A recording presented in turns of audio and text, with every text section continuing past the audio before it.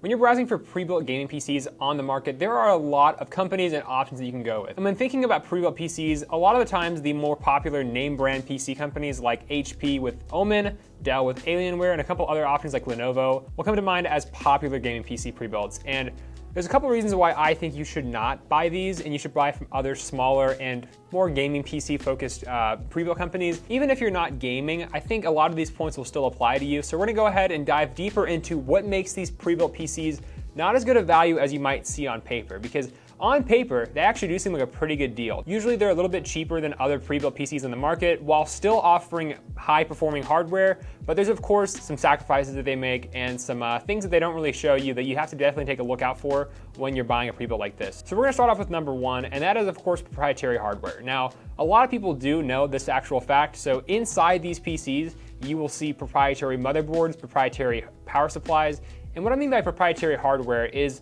basically, if you ever moved it over to a different system, it's not going to fit, or it's basically specifically made by the manufacturer to only work in these pre-built PCs. So whenever you're going and upgrading or replacing, or maybe just swapping parts in and out of your PC, you can't do that with these proprietary hardware. You have to go with what the OEM manufacturer came with, and a lot of the time, a lot of those parts are pretty lackluster and cheap.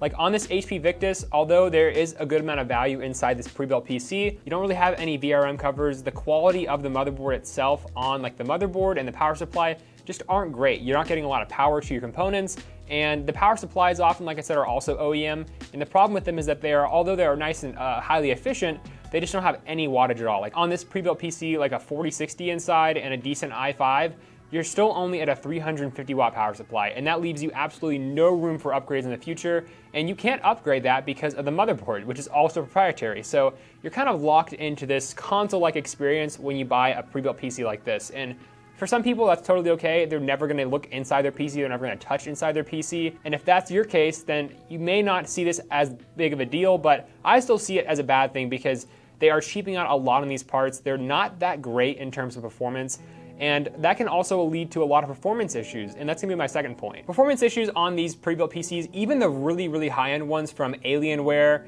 and HP and things like that, they are still really common, especially when you're cramming really high-end hardware into smaller form factors like this.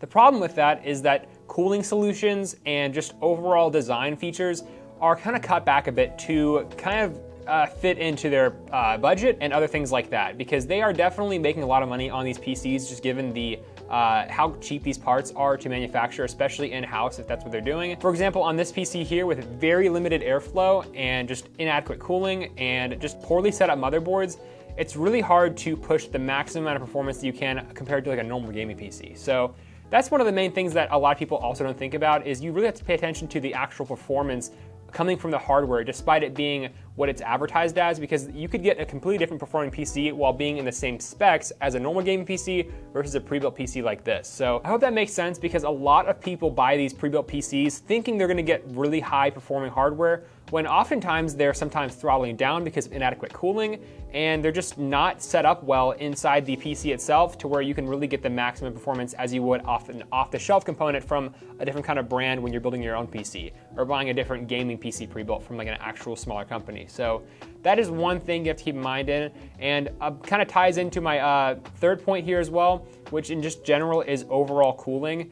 They, for some reason, have still not really made much innovation in terms of the cooling solutions on these pre-built PCs. You can see up here on the front of this PC, there is absolutely no airflow. It's completely flat. The only real airflow you get is on the backhand side over here. There's just small little cutouts and holes for some small amount of airflow to get into the PC here, and that's just for graphics card cooling and stuff. And then you have an exhaust fan usually around back, if you even get that. Some of the cheaper ones even will come with just like a little funnel to get the heat from the processor out of the system, and that's it. So these usually are pretty much just heat boxes, and that can really also affect performance, like I said, due to the kind of low-end hardware that they put in these proprietary parts in these PCs. That paired with bad cooling is just a recipe for disaster in my opinion, and you can really see it in some of these online reviewers where they review these PCs and they're just not getting as good performance as you normally would with an off-the-shelf component. So another big problem for these pre-built PCs, and it's definitely one that you're going to be paying for in the long run if the PC that you buy actually has performance issues from the cheaper hardware to the lack of airflow. One of the most common things that a lot of people also overlook with these pre-built PCs is just the lack of ports. Now there are a lot of ports on the front. This is definitely a little better in terms of I/O compared to like your custom gaming PCs. Usually there's only like 1 or 2 or 3 ports up front.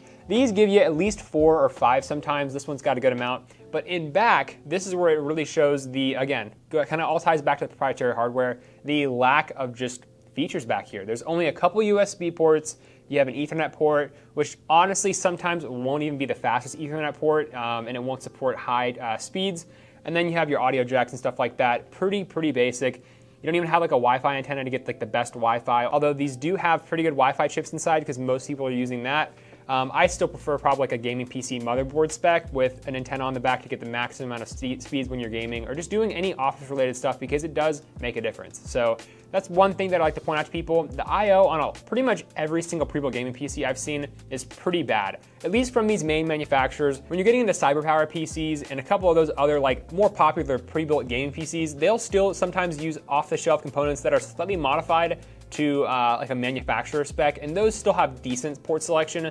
But again, of course, compared to your more custom game PC pre-built in the market, like from PC Bros, you're still gonna be sacrificing a little bit of those features there. And my last point that I wanna make to you guys isn't really one that is actually related to the PC itself, but it's usually about the people who make them. And when you buy one of these pre-built PCs, although you're getting a quote unquote good value, you are supporting a big corporation, and they honestly are just doing their absolute best to get a passing PC with good performance while saving as much money as possible. And a lot of the times that can be good for someone looking to have the best bang for buck PC, but you do take a lot of sacrifices in that process, and you're supporting a big corporation. So I really think that a lot of these points that I mentioned in this video are often overlooked by a lot of people. When you can get a pre-built PC, although you might be spending another $100 to $200, you're getting for sure $100 to $200 extra worth of performance, value, and just higher quality parts that are serviceable, upgradable, and just more long-term ready. Like I earlier mentioned, there are still a place for these PCs. If you want to treat it like a console, you can definitely do so, but just the overall quality of parts that you're getting when stepping down and saving like $100 or so, to me, I just don't think is really worth it. And if I'm buying like a single PC, I think you can definitely get a better experience and just better parts with that extra money that you're spending compared to saving it on a system like this, because there are definitely points where they cheap out on stuff. I got to give a quick shout out before this video is over to PCBros.tech, our PC selling business. We use all off-the-shelf components, so you're getting exactly what you would buy online, and that's a really good thing for upgradability, performance, and longevity. So check out PCBros.tech down below. I'll have a link in the description down below. It's PCs that I build, we all build from the YouTube channel, and there's a really good array of PCs for every single price point out there. So check that out down below. But thanks for watching to the end if you all did, and we'll see you guys next week. Peace.